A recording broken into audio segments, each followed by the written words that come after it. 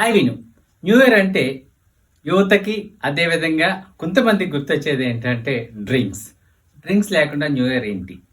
So తాగడం తాగకపోవడం అనేది personal. నా ఒపీనియన్లో తాగకపోవడం మంచిది. ఒకవేళ తాగాలంటే తాగితే బండి నడపొద్దు, యాక్సిడెంట్స్ జరుగుతాయి. డ్రంక్ అండ్ డ్రైవ్ కింద కేసు బుక్ చేస్తే చాలా పెద్ద ఫైన్, అదే విధంగా జైలు. తాగిన తర్వాత బండి తోలాలనిపిస్తే మీరు తోలొద్దు. ఎందుకంటే యాక్సిలేటర్ మీద కాలు స్పీడ్గా వెళ్తూ ఉంటుంది. మనం ఎంత స్పీడ్లో వెళ్తాం మనకు తెలియదు.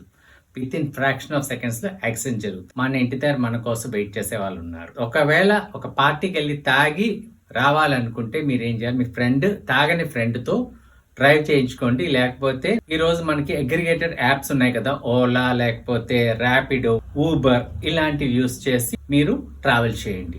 ఇంకొకటి, తాగే చోటుకి వెళ్ళేటప్పుడు మీ లిమిట్స్ లో మీరు తాగండి.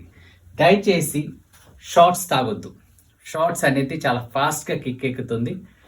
దయచేసి సిప్పింగ్ మెథడ్లోనే తాగండి. సిప్పింగ్లోనే తాగండి. షార్ట్స్ చాలా స్పీడ్గా కిక్ ఎక్కుతుంది. ఎంత తాగేమో తెలియదు. దయచేసి స్లోగా సిప్ చేస్తూ తాగండి. తర్వాత తాగుతూ ఉండగా ఉల్లి లిక్కర్ మీదే కాన్సన్ట్రేట్ చేయకుండా మన లిమిట్స్ తెలుసుకొని తినడానికి కూడా ప్రయత్నించండి. తినండి. ఎందుకంటే తినకపోతే మనకి అది కిక్ స్పీడ్ ఎక్కుతుంది. మన లిమిట్స్ దాటుతాం. తర్వాత ఏంటంటే తెలుగులో సామెత ఉంది కదా, పిల్లిని చూసి నక్క వాత పెట్టుకుంది అన్నట్టుగా. ఏంటంటే మిగతా వాళ్ళు తాగుతున్నారు, వాళ్ళ స్టామినా ఎక్కువ, వాళ్ళు గట్టిగా తాగుతున్నారు, ఇన్ని పెగ్స్ తాగారు, నేను తాగాలి అని చెప్పి తాగి పడిపోవడం కదండి. మీ లిమిట్స్లో మీ ఆల్కహాల్ కన్జంప్షన్ ఏంటో చూసుకోండి. ఒక్కొక్క డ్రింక్ ఒక్కొక్క లెవెల్స్ ఆఫ్ ఆల్కహాల్ ఉంటుంది యాక్చువల్గా. అది కూడా చూడండి. చూసిన తర్వాత మీ ఏజ్కి, మీ యొక్క హెల్త్కి, తర్వాత మీరు తీసుకునే ఫుడ్, మీ స్టామినా అన్ని కన్సిడర్ చేసి తాగండి. తాగిన తర్వాత మన కంట్రోల్ మనకి ఎప్పుడు మిస్ అవుతున్నాం అన్నది ఎప్పుడు తెలుస్తుందంటే కడుపు ఎప్పుడైతే ఫుల్ అవుతుందో దట్స్ ఇండికేషన్ మీరు ఓకే అని చెప్పి. ఎక్స్ట్రా పెగ్ కోసం వెళ్ళొద్దు. అదేవిధంగా ఫస్ట్ టైం డ్రింకర్స్ అయితే నా సజెషన్ ఏంటంటే తాగొద్దు. ఎందుకంటే తాగడం అనేది ఒక వ్యసనం.